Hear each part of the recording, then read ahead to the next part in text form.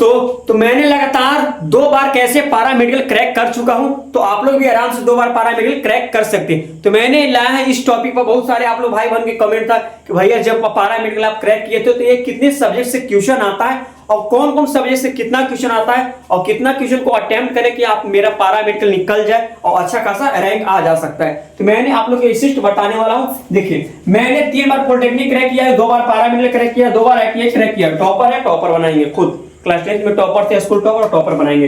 अब देखिए, मैंने जो पारा मेडिकल 2 बार क्रैक किया था, अब अगला बारी आपका है पारा मेडिकल क्रैक करने की। अगला बारी आपका है पारा मेडिकल क्रैक करने की।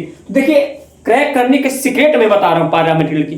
पहले तो बात ये इतना याद रखिएगा कि यहाँ सब्जेक्ट पारा मेडिकल के लिए नर्सिंग कोर्स है। अब बहुत बेस्ट कोर्स होता है नर्सिंग कोर्स। ये लड़की के लिए सबसे बेस्ट कोर्स माना जाता है। मतलब ये नर्सिंग कोर्स आप कर लीजिएगा तो आप डॉक्टर की सहायता से लैब में जांच कर सकते हैं, बीपी जांच कर सकते हैं, इंजेक्शन लगा सकते हैं और हर एक प्रकार के खून की जांच कर सकते हैं, डब्ल्यूबीसी जांच कर सकते हैं, एक्सरे कर सकते हैं, एमआरआई कर सकते हैं। डॉक्टर की सहायता से अनेक प्रकार की आप जांचें कर सकते हैं और डॉक्टर की सहायता से आप उनको मदद भी कर सकते हैं। देखिए मेरे दोस्त, ये फिजिक्स से भी क्वेश्चन पूछता है, केमिस्ट्री से भी पूछता है, बायोलॉजी से भी पूछता है, हिंदी से भी पूछता है, इंग्लिश से भी पूछता है, जीके से भी, मैथ से पूछता है। मतलब 3 और 4 मतलब 7 सब्जेक्ट से क्वेश्चन पूछता है। अब मैं बता रहा हूं कि जो 7 सब्जेक्ट, कितना सब्जेक्ट, कौन सा सब्जेक्ट पर ज्यादा फोकस करना है कि आपका यहां पारा मेडिकल क्रैक हो जाएगा। मैंने ऑलरेडी बता रहा हूं कि मैंने 2 बार दिया था।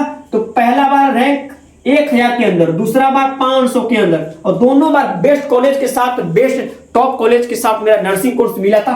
अब बता रहा हूं कि आपको देखिए ज्यादा कहां पर आपको फोकस करना है। मैं बता रहा हूं ज्यादा आपको फोकस करना है यहां पे, मतलब ये वाला पे, फिजिक्स केमिस्ट्री, फिजिक्स पर, केमिस्ट्री पर और फिर बायो पर। बायो अपने आप में बहुत बेस्ट है मेरे दोस्त, यहां से क्वेश्चन बहुत ज्यादा पूछा जाता है। अपने हिसाब सोचिए कि जो नर्सिंग कोर्स है तो अपने आप से बेस्ट कोर्स है, ये है वो नर्सिंग कोर्स।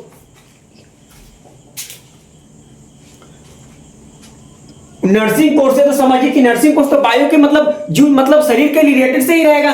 तो बायो अपने आप में सबसे बेस्ट और ज्यादातर क्वेश्चन बायो से ही पूछा जाएगा। इसलिए आपको ज्यादा साइंस पे पकड़ बनाना है, ज्यादा आपको किस चीज पर फोकस बनाना है, साइंस पर। और साइंस के बाद आप थोड़ा बहुत हिंदी पढ़िएगा और हिंदी वही जो 10th का रहता है, रचनाकार जो लिखे हैं वही सब रहता है। और मैथ आपको जान ही सकते हैं, आप 10th लेवल का रहता है, 9th लेवल का।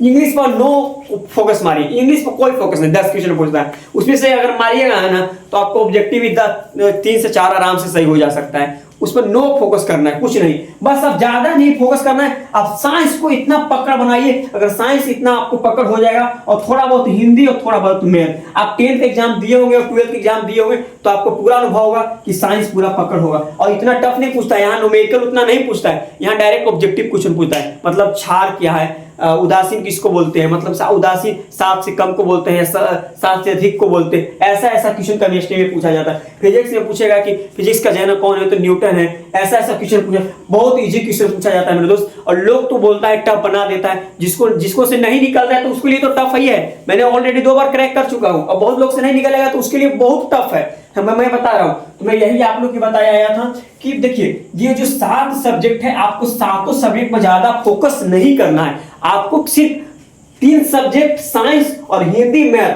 ये आप इतना पकड़ इतना अच्छा से बनाई ना, इस पर पकड़ आप बना लीजिए इतना बेस्ट तरीके से ना, तो आपका एकदम टॉप कॉलेज के साथ बता रहे हैं, टॉप कॉलेज के साथ आपको बेस्ट और बेस्ट रैंक के साथ आपको मिलेगा। मैं इतना दावा दे रहा हूं, मैं खुद क्रैक किया हूं और मेरा अनुभव है। मैंने लगातार 2023 में क्रैक किया, 23 में क्रैक किया, 24 में क्रैक किया और 25 में, और लगातार 3 बार पॉलिटेक्निक भी क्रैक किया हूं। अगर आप एक भाई ने कमेंट किया था कि भैया इस बार आप भी आइए पॉलिटेक्निक क्रैक देने के लिए, अगर मन करेगा तो मैं भी पॉलिटेक्निक का अप्लाई कर दूंगा और भरूंगा और दूंगा एग्जाम। तो बस मैं यही आप लोग को बताना था कि जो 7 सब्जेक्ट है इस पर आपको ज्यादा पकड़ नहीं बनाना है और इंग्लिश पर आपको कोई फोकस नहीं दीजिएगा। मैं बताऊं, और देखिए 90 क्वेश्चन रहेगा, टोटल 90 क्वेश्चन रहेगा और 90 क्वेश्चन में 2 घंटा 15 मिनट टाइमिंग रहेगा, 2 घंटा 15 मिनट टाइमिंग रहेगा। और जीके जिसमें वही थोड़ा बहुत बस वही पूछता है, हिस्ट्री ज्योग्राफी इसमें, बस इतना आपको खाली पकड़ बनाना है। और बस आप खाली साइंस को पकड़ बना लीजिएगा ना मेरे दोस्त, साइंस को, तो आपको एग्जाम क्लियर हो जाएगा बस।